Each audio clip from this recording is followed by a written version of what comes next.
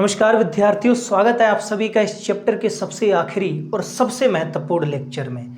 क्योंकि आज के लेक्चर में हम आपको व्हीटस्टोन सेतु पढ़ाने वाले हैं कि व्हीटस्टोन सेतु क्या होता है, इसका काम क्या होता है, संरचना कैसी होती है, इसकी कार्यविधि कैसी होती है। इन सारी चीज़ों पर चर्चा करेंगे। क्योंकि व्हीटस्टोन सेतु से किसी भी प्रकार से सवाल बन सकता है और बहुत महत्वपूर्ण है ये लेक्चर। पिछले सालों में लगातार यहाँ से सवाल पूछे गए हैं। इस चैप्टर में अगर सबसे महत्वपूर्ण चीज़ें कोई हैं तो किरचॉफ के नियम और व्हीटस्टोन सेतु। ठीक है भाई, तो फिर हेडिंग डाल लेंगे हम लोग व्हीटस्टोन सेतु। व्हीटस्टोन सेतु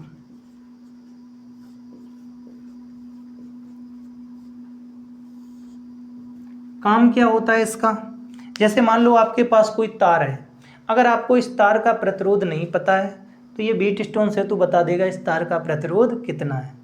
तो व्हीटस्टोन सेतु का काम क्या होता है, किसी भी तार का प्रतिरोध ज्ञात किया जा सकता है। चित्र देखेंगे हम लोग सबसे पहले इसका। इस तरीके से कोई चतुर्भुज बना लेंगे सबसे पहले।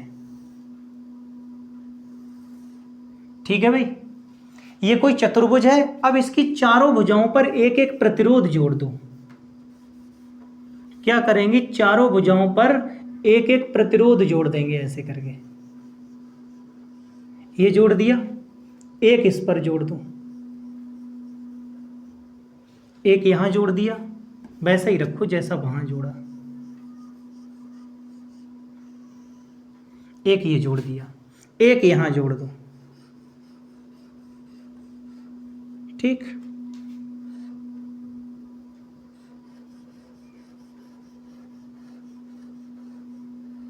चार प्रतिरोध जोड़ दिए चारों भुजाओं पर और इस तरीके से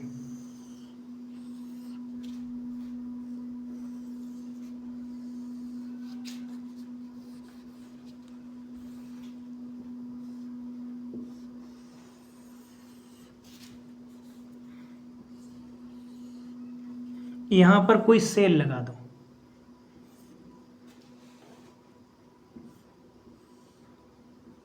ये कोई हमने सेल लगा दिया।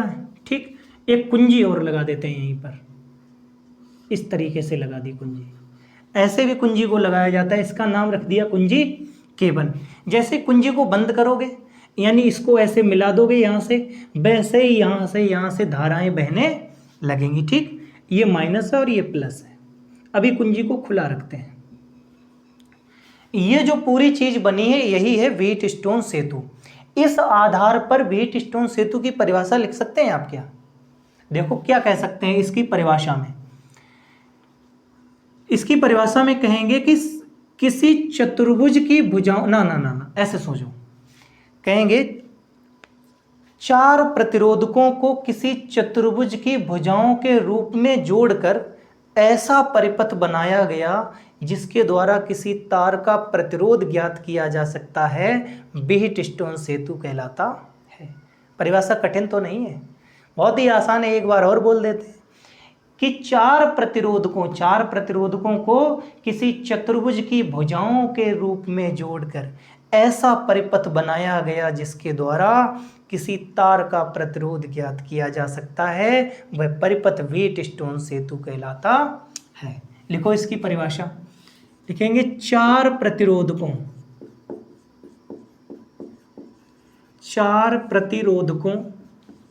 को किसी चतुर्भुज की भुजाओं के रूप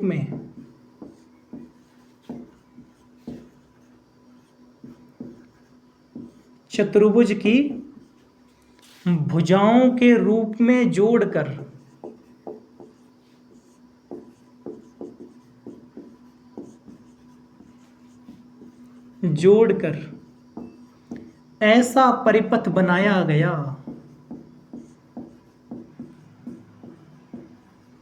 ऐसा परिपथ बनाया गया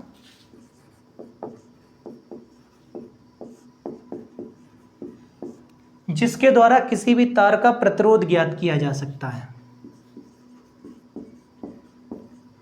जिसके द्वारा किसी भी तार का प्रतिरोध ज्ञात किया जा सकता है।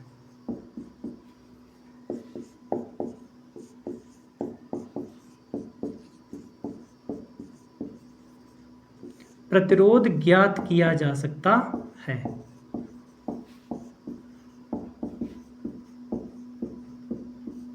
ठीक है भाई, परिभाषा में तो हमने लिख दिया ये, लेकिन ये कैसे काम करता है, किसी भी तार का प्रतिरोध कैसे ज्ञात किया जाता, वो भी तो देखना हम लोगों को। तो ये हेडिंग डाल के आप ये परिभाषा लिख देना, ठीक। हम इस परिभाषा को मिटा रहे हैं अभी। अब हेडिंग डालेंगे सिद्धांत, मतलब व्हीटस्टोन सेतु का सिद्धांत समझेंगे अब हम लोग। अभी परिभाषा लिखी थी और परिभाषा में ये चित्र नहीं बनाना, ये चित्र तो हमने इसलिए बना लिया था ताकि परिभाषा को बताना आसान हो जाए। ये चित्र सिद्धांत में ही बनता है। हेडिंग डालेंगे सिद्धांत और ये चित्र बनाएंगे, ठीक। अच्छा, इन प्रतिरोधकों के मान और लिख, इसको मान लेते हैं प्रतिरोध P है, ये मान लेते हैं Q है, ये R मान लेते हैं और ये S मान लेते हैं। सभी को मैंने मान लिया, एक प्रतिरोध P, दूसरा Q, तीसरा R, चौथा S है। सिद्धांत क्या होता है इसका? सिद्धांत होता है संतुलन की स्थिति में, संतुलन की स्थिति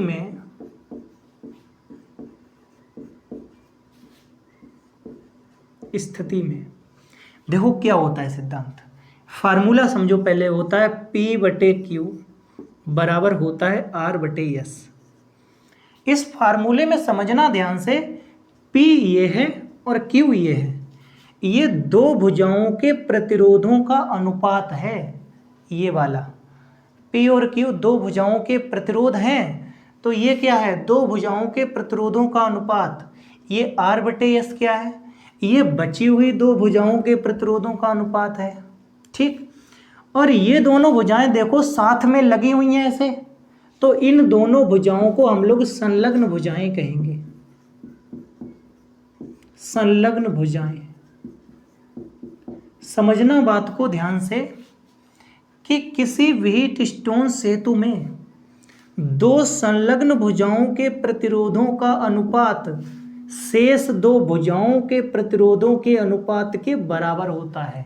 यही व्हीटस्टोन सेतु का सिद्धांत है। ये कब होता है? संतुलन की स्थिति में। अब ये संतुलन की स्थिति क्या होती है ये आगे समझाएंगे, ठीक है। पहले सिद्धांत लिख लो तुम इतना। क्या लिखेंगे? संतुलन की स्थिति में, ऐसे लिखो, दोबारा से देखते हैं। किसी व्हीटस्टोन सेतु में संतुलन की स्थिति में दो संलग्न भुजाओं के प्रतिरोधों का अनुपात शेष दो भुजाओं के प्रतिरोधों के अनुपात के बराबर होता है। जिसे याद हो गई हो वो अपने आप लिखे। संतुलन की स्थिति में किन्हीं दो संलग्न भुजाओं, किन्हीं दो संलग्न माने साथ में लगी हुई, किन्हीं दो संलग्न भुजाओं के प्रतिरोधों का अनुपात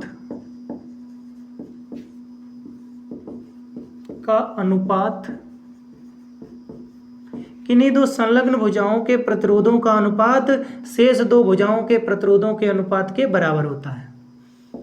शेष दो भुजाओं के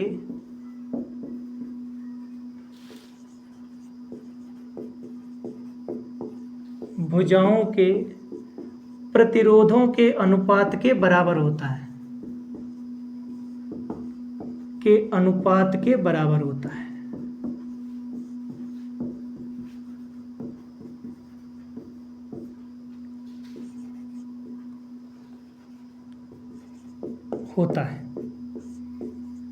बताओ भाई ये बात समझ में आ गई कि नहीं? अर्थात क्या लिख सकते हैं हम? अर्थात P/Q बराबर लिख सकते हैं R/S, ठीक है भाई। और इसको कर सकते हैं डब्बे में बंद। ये होता है व्हीटस्टोन सेतु का सिद्धांत, ठीक है। अब देखना ध्यान से, तुम सोच के देखो, अगर तुम्हें तीन प्रतिरोध पता है P, Q, R, क्या ये वाला ज्ञात नहीं हो सकता है? क्या बिल्कुल हो सकता है कि P का मान रखो, Q का मान रखो, R का मान रखो, S का मान अपने आप निकल जाएगा। तो इस तरीके से एक प्रतिरोध ज्ञात किया जा सकता है। कब? जब तीनों प्रतिरोध पता हों तब। इस सूत्र की व्युत्पत्ति और करने को आती है कि ये सूत्र कैसे बना, कैसे संतुलन की स्थिति आई, वो चीज़ हम लोग और समझेंगे।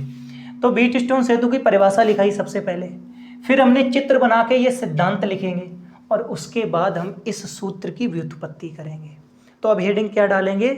सूत्र की व्युत्पत्ति। इसे मिटाएं। देखो, अगर आप किरचॉफ का द्वितीय नियम जानते हैं तो सूत्र की व्युत्पत्ति हो पाएगी, अन्यथा जाओ पहले किरचॉफ का द्वितीय नियम सीख के आओ। इससे पहले वाले लेक्चर में हमने सिखाया है सूत्र की व्युत्पत्ति।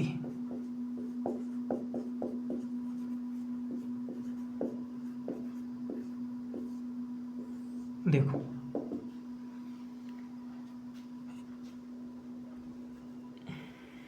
इस बिंदु को मान लेते हैं ए, इसको मानते हैं बी, सी, और इस बिंदु को मान लेते हैं डी। बी और डी के बीच में एक तार जोड़ देते हैं। क्या जोड़ देते हैं? तार। ठीक। और ये देखेंगे, जैसे मान लो ये सेल लगा हुआ है, अब जायज सी चीज़ है, ये यहाँ सटाओगे, कुंजी बंद करोगे तो यहाँ से धारा बह करके जाएगी। अगर धारा बह करके जाएगी तो कुछ इसमें भी जाएगी, कुछ भैया इसमें भी जाएगी। मैं मान लेता हूँ इसमें गई धारा I1, ठीक, इस वाले में गई धारा I2, इधर से भी धारा जा रही है, यहाँ भी धारा, यहाँ भी धारा। तो पता ये करना है कि इस वाले तार में भी तो धारा जा सकती है। बीच में अगर मैं तार जोड़ दूं तो इसमें भी धारा जा सकती है। और यहीं पर धारा को नापने के लिए एक गैल्वेनोमीटर लगा देते हैं। आगे की कक्षाओं में आप पढ़ेंगे गैल्वेनोमीटर क्या होता है। ठीक है, गैल्वेनोमीटर लगा देते हैं, इसको G ऐसे लिख देते हैं, G फॉर गैल्वेनोमीटर। इस गैल्वेनोमीटर में एक सुई होती है, ठीक है, ऐसे जैसे आपने वो देखा हो मोटरसाइकिल का मीटर देखा, लोग रेस खींचते हैं, मीटर ऐसे उठता सू, ऐसे देखो, ऐसे रेस बढ़ाएंगे तो ऐसे सुई बढ़ती जूम, और बड़ा 80, 90, 100, 150, ऐसे चलती है। वैसा ही ये मीटर टाइप का होता है। अगर इसमें से विद्युत धारा बह जाए, इसमें से क्या आ जाए? विद्युत धारा आ जाए, तो ये सुई ऐसे ऐसे घूम के बताएगी कि धारा कितने पे चल रही है। जैसे मोटरसाइकिल की स्पीड ऐसे सुई बताती है 20 पे चल रही, 30 पे चल रही, 100 पे चल रही गाड़ी, 80 पे चल रही। वैसे ही अगर किसी रास्ते में, किसी तार में अगर तुम क्या जोड़ दो, ये गैल्वेनोमीटर जोड़ दो, तो भैया उसमें धारा पता चलने लगती है। और बताएं तुम्हें, गैल्वेनोमीटर ऐसा होता है, गैल्वेनोमीटर की जो सुई होती है वो बताती है धारा का मान। इधर होता है 0, 1, 2, 3 ऐसे लिखा होता है, इधर भी 1, 2, 3, ठीक। अगर ये सुई 0 पर है, इसका मतलब है गैल्वेनोमीटर में कोई धारा नहीं है। अगर ये सुई इधर हटी, मान लो यहाँ से हट करके यहाँ आ गई, तो हम कहते हैं गैल्वेनोमीटर में एक धारा बह रही है, 2 बह रही है। अगर ऐसे सुई आए तो समझ गए होगे इस गैल्वेनोमीटर का मतलब क्या है। कुल मिलाकर के ये किस के लिए लगाया गया? धारा को चेक करने के लिए, धारा जा रही है कि नहीं जा रही। अगर ये गैल्वेनोमीटर की सुई एकदम सीधी टंगी हुई है 0 पे, तो हम कहेंगे कि इस वाले तार में भैया कोई धारा नहीं जा रही। देखो, और तुम्हें एक चीज बताएं एकदम बढ़िया वाली, जब इस गैल्वेनोमीटर में कहें, ये गैल्वेनोमीटर में जब सुई 0 पर हो, तब हम इसे कहते हैं शून्य विक्षेप। क्या कहते हैं? शून्य विक्षेप। और शून्य विक्षेप की जो स्थिति होती है वही होती है संतुलन की स्थिति। कहने का मतलब ये है कि ये व्हीटस्टोन सेतु संतुलन की स्थिति में माना जाएगा अगर यहाँ तार जोड़ें और उस तार में से कोई धारा ना जाए। धारा ना जाए ये कैसे पता करेंगे? बीच में गैल्वेनोमीटर टांग दो, बताता रहेगा धारा जा रही कि नहीं जा रही है। अब देखेंगे ध्यान से, अब हम थोड़ी 2-3 लाइनें लिखेंगे इसके बारे में। अच्छा, इस गैल्वेनोमीटर के साथ भी एक कुंजी जोड़ दो ऐसे करके, इस कुंजी का नाम रख दो K2। K1 यहाँ मान ली, K2 यहाँ मान ली। पूरे सिस्टम में 2 कुंजियाँ लगी हुई हैं। अब देखो ध्यान से, यहाँ पर बीचों बीच में 0 होता है। देखो ध्यान से क्या होता है, जैसे ही हम इन कुंजियों को बंद करते हैं वैसे ही परिपथ में धारा प्रवाहित होने लगती है। अब इस तरीके से मामला सेट करते हैं कि इस वाले तार में धारा ना जाए, या कहें गैल्वेनोमीटर से होकर कोई धारा ना जाए। पहले इतनी बात लिखनी है हमें क्या लिखेंगे? जैसे ही कुंजियों को बंद करते हैं, जैसे ही कुंजियों को बंद करते हैं,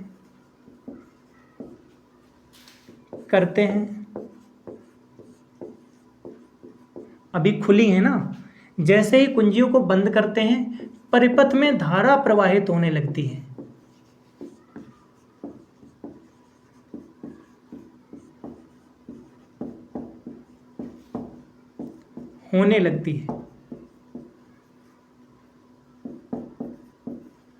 जैसे ही कुंजियों को बंद करते हैं परिपथ में धारा प्रवाहित होने लगती है। अब इन सब प्रतिरोधों को, ये एस था, इन चारों प्रतिरोधों को इस प्रकार से सेट करते हैं कि इस बीडी वाले तार में धारा शून्य हो। ठीक है, क्या लिखेंगे? अब प्रतिरोधों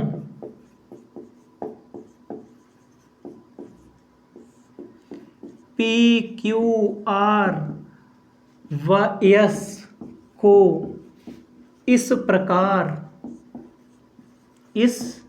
प्रकार समायोजित करते हैं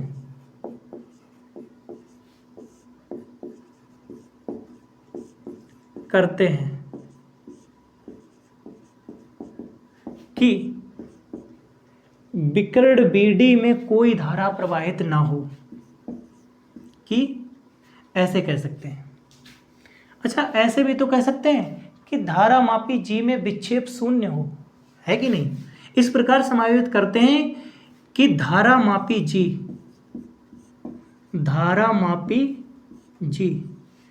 ठीक है, धारा मापी को गैल्वेनोमीटर कहते हैं अंग्रेजी में।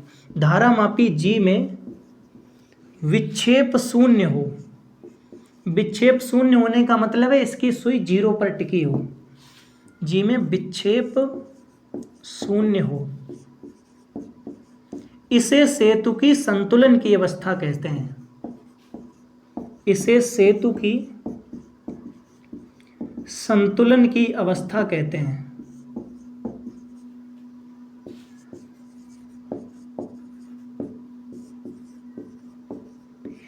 अब तुम्हें एक चीज समझ में आई होगी, संतुलन का मतलब क्या है।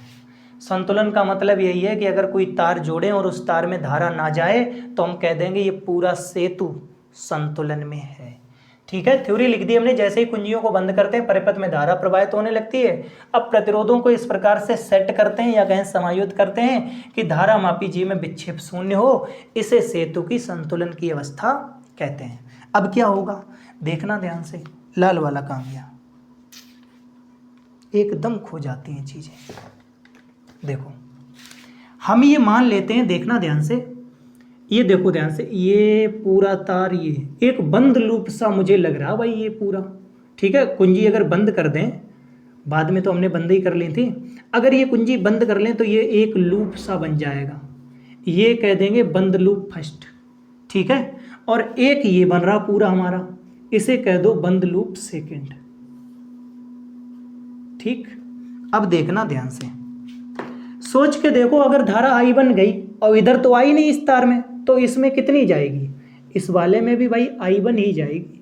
ठीक, ये I2 गई, इस वाले में तो कोई धारा जाएगी नहीं, तो इधर कितनी जाएगी? इधर जाएगी I2।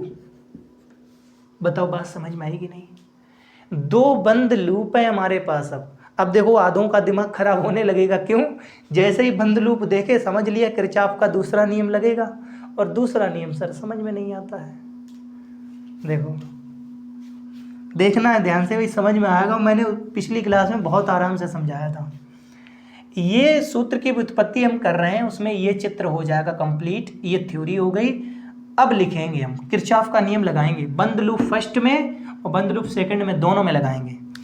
लिखेंगे बंद लूप फर्स्ट में, बंद लूप फर्स्ट में, फर्स्ट की दिशा ऐसी ही मानी, फर्स्ट में किरचॉफ के द्वितीय नियम से, किरचॉफ के द्वितीय नियम से किरचॉफ का दूसरा नियम लगाएंगे। किरचॉफ का दूसरा नियम क्या बताया था? सिग्मा आई आर बराबर था sigma E sigma I R का मतलब क्या था, जितनी भी जगह आई आर हो उनको जोड़ लो। सिग्मा ई का मतलब क्या था, जितनी भी जगह ई हो उनको जोड़ लो। इसमें मुझे कहीं लूप में ई तो दिख ही नहीं रहा, तो इधर तो सब जुड़ के जीरो ही रहेगा, क्योंकि ई है ही नहीं, ई का मान जीरो। इस लूप के लिए भी टोटल ई का मान क्या रहेगा, जीरो। तो एक तो सुविधा हो गई, एक तरफ के लिए हमेशा जीरो रहेगा, इस तरफ का देखना होगा। देखो ये होता है सिग्मा ई। लगाओ किरचॉफ का नियम इस वाले लूप में। इधर चलो, देखो I1 धारा है, प्रतिरोध कितना है P, तो I1 गुणा होगा P, क्या लिखेंगे I1 और गुणा क्या होगा P। और इस लूप में देखो कहीं प्रतिरोध और धारा है, हाँ जी एक ये मिल गया प्रतिरोध और धारा, लेकिन ये धारा हमारी उल्टी पड़ रही है तो ये माइनस में ली जाएगी, -I2R, क्या लिखेंगे -I2R। दो हो गए, इन्हीं दोनों को तो जोड़ना है, जोड़ने में ये माइनस प्लस माइनस हो जाता है ऐसे, ठीक। तो इधर वाला मामला हमने ये कर लिया, इसकी जगह पर ये आएगा बराबर सिग्मा ई। सिग्मा माने होता है जोड़, जोड़ना है जितने भी ई लगे हों। इसमें देखो ई कितने लगे हैं, जीरो, तो जीरो होंगे, टोटल कितने होंगे, जीरो। यहाँ से एक चीज देखना जरा, I1P ये लिख लिया, -I2R को उधर भेज दो तो बराबर कितना बनेगा, प्लस का I2R। इसको डाल दो समीकरण नंबर 1। बात समझ में आई। फर्स्ट लूप में लगा चुके हैं, अब सेकंड लूप में लगाएंगे। अब ऊपर से मिटाना होगा हमें,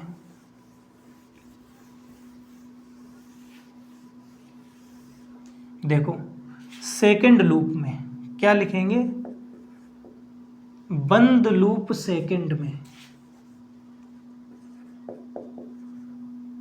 बंद लूप सेकंड में किरचॉफ के द्वितीय नियम से, किरचॉफ के द्वितीय नियम से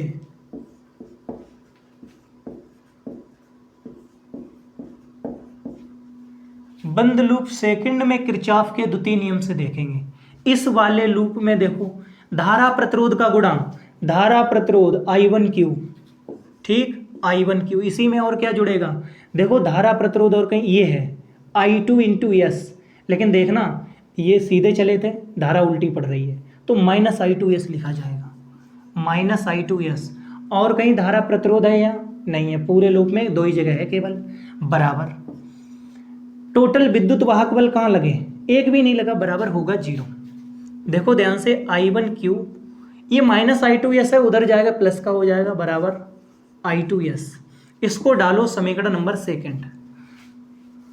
ये सेकंड कहाँ से पड़ गया, यही तो फर्स्ट था। देखो समीकरण 1 में 2 का भाग लगा देंगे, समीकरण 1 में ऐसे लिखो, समीकरण 1 के बटे में 2 करने पर बात खत्म, 1 के बटे में 2 कर देंगे। पहला कौन सा है, I1Q बराबर है कितना, I2S। दूसरा कितना है I1, सॉरी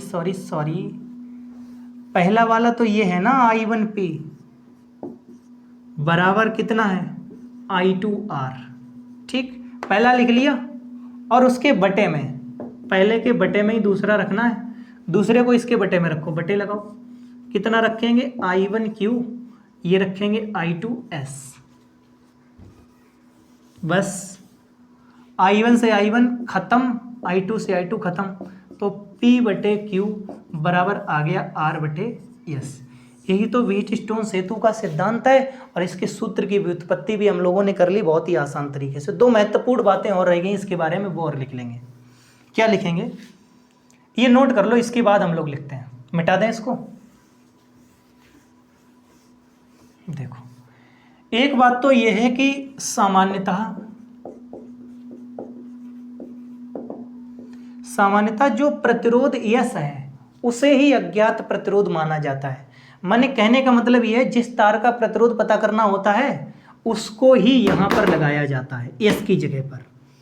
क्या लिखेंगे, सामान्यतः प्रतिरोध यस को अज्ञात प्रतिरोध माना जाता है, जो ज्ञात नहीं है। सामान्यतः प्रतिरोध यस को अज्ञात प्रतिरोध माना जाता है, अज्ञात प्रतिरोध माना जाता है, माना जाता है। ठीक है, और ये चित्र ध्यान रखना, सिद्धांत में बनाना, चाहे सूत्र की व्युत्पत्ति हो उसमें बनाना, परिभाषा के साथ नहीं बनाना। ठीक, कितनी बार बनाओगे, एक ही बार बनाना। ठीक, दूसरी बात क्या लिखेंगे, जैसे प्रतिरोध P का मान है 20, प्रतिरोध Q का मान है 25, R का मान है 40 और यस का मान पता करना है। मान लो यस का मान आया मान लो 32, तो ये मामला एकदम सही है, ये लगभग एक जैसे ही है। लेकिन अगर कहीं ऐसा ना हो जाए प्रतिरोध P का मान 20 है और Q का मान दे दिया जाए 20,000 और R का मान दे दिया जाए 0.001 और तब तुमसे पूछा जाए कि यस का मान पता करो, तब मामला गड़बड़ हो जाएगा। क्यों? क्योंकि इन मानों में बहुत ज़्यादा अंतर हो जाएगा, या कहीं ये जो मान हैं वो एक कोटि के नहीं रहेंगे और ये जो सेतु है ये ढंग से काम नहीं कर पाएगा।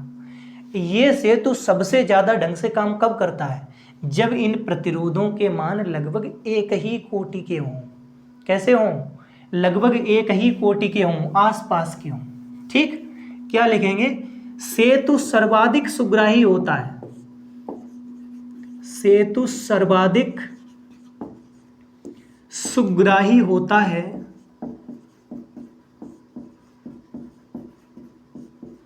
सुग्राही होने का मतलब सबसे ज्यादा ठीक से काम करता है। सेतु सर्वाधिक सुग्राही होता है जब सभी प्रतिरोधों के मान लगभग एक ही कोटि के हों, सभी प्रतिरोधों के मान लगभग एक ही कोटि के हों, लगभग एक ही कोटि के।